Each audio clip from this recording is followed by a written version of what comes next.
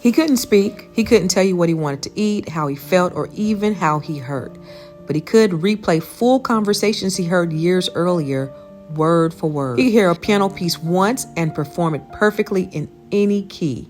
He was autistic, blind, and enslaved. His name was Thomas Blind Tom Wiggins, and he was one of the most extraordinary minds in American history. But you won't find his name in your child's music book because history doesn't like to honor Black genius that it couldn't own. Born in 1849 on a plantation in Georgia, Tom was born blind, and by all white standards of the time, he was deemed useless.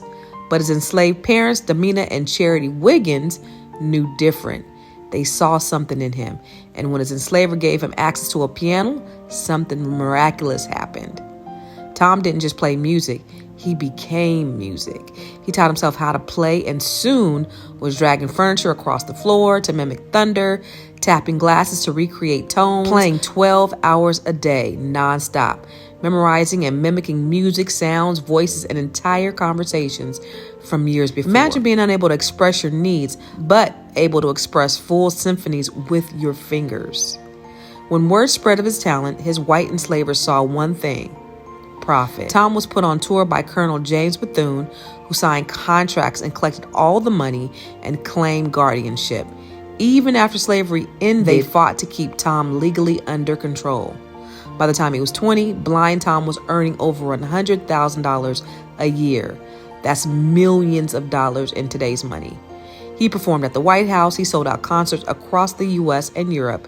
He wrote over 100 compositions, including the famous Battle of Manassas, and he never saw a dime. They sold his talent, they commodified his autism, and they called him a curiosity, a marvel, a miracle, but not a man. Blind Tom was exploited in life and forgotten in history, but not today. Today, we say his name. We tell our kids about him. We make sure that Black children who think, move, or learn differently are protected and not paraded, elevated and not exploited, funded and not forgotten. Because brilliance doesn't always speak in words. Sometimes it speaks in sound. And if we don't listen, we'll keep losing our geniuses to greed. Blind Tom didn't just play music. He left us a legacy, and it's our job to make sure it's never silenced again. Now drop a Black fist in the comments and share with someone who needs to hear this Black history gem.